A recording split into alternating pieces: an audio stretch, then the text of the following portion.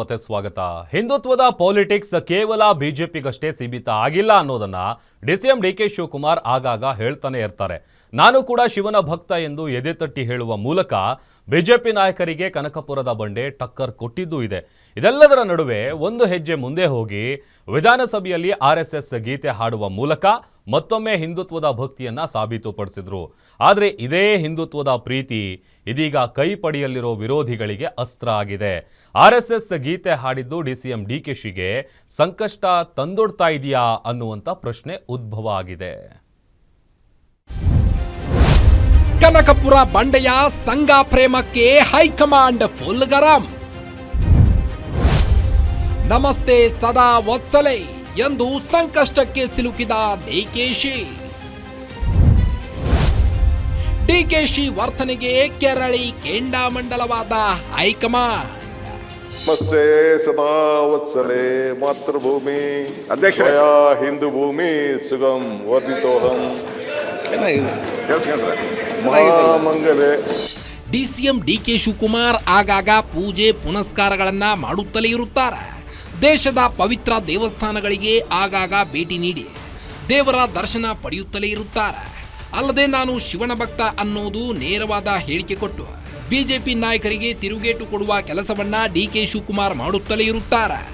ಇದೇ ಬರದಲ್ಲಿ DCM DK Shivakumar ಹಾಡಿದ ಆ ಒಂದು ಗೀತೆ ಇದೀಗ ಅವರಿಗೆ ಸಂಕಷ್ಟ ತಂದಿಟ್ಟಿದೆಯಾ ಅನ್ನೋ ಪ್ರಶ್ನೆ ಮೂಡಿದೆ. ಹೌದು, ವಿಧಾನಸಭೆಯಲ್ಲಿ ಧರ್ಮಸ್ಥಳದ ವಿಚಾರವಾಗಿ ನಡೆದಿದ್ದ ಚರ್ಚೆಯ ವೇಳೆ ಡಿಸಿಎಂ ಡಿಕೆ ಶಿವಕುಮಾರ್ ವಿಧಾನಸಭೆಯಲ್ಲಿ ಆರ್ಎಸ್ಎಸ್ ಗೀತೆಯನ್ನ ಹಾಡಿದ್ರು. ನಮಸ್ತೆ ಸದಾ ವತ್ಸಲೆ ಎಂದಿದ್ದ ಡಿಸಿಎಂ ಡಿಕೆ ಶಿವಕುಮಾರ್ಗೆ ಬಿಜೆಪಿ ನಾಯಕರು ಚಪ್ಪಾಳೆ ಹೊಡೆದು ಜೈಕಾರ ಹಾಕಿದ್ರು. ಆದರೆ ಇದೇ ಹೇಳಿಕೆ ಇದೀಗ ಡಿಸಿಎಂ ಡಿಕೆ ಶಿವಕುಮಾರ್ ವಿರೋಧಿಗಳಿಗೆ ಅಸ್ತ್ರವಾಗಿದ್ದು ಹೈಕಮಾಂಡ್ ನಾಯಕರಿಗೆ ದೂರು ಕೊಡಲು ಸ್ವಪಕ್ಷೀಯ ನಾಯಕರೇ ಮುಂದಾಗಿದ್ದಾರೆ ಎನ್ನಲಾಗಿದೆ.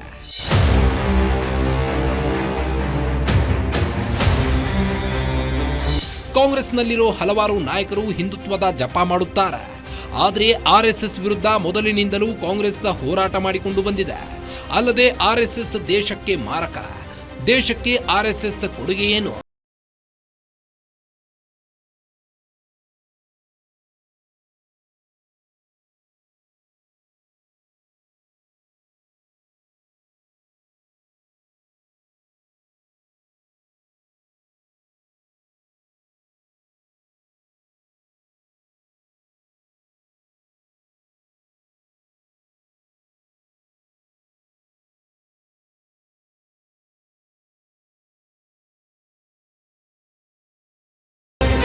ಒಟ್ಟಾರೆ ರಾಜ್ಯದಲ್ಲಿ ಡಿಸಿಎಂ ಡಿಕೆ ಶಿವಕುಮಾರ್ ಅವರ ಆರ್ಎಸ್ಎಸ್ ಗೀತೆ ದೊಡ್ಡ ಮಟ್ಟದ ಚರ್ಚೆಗೆ ಕಾರಣವಾಗಿದೆ.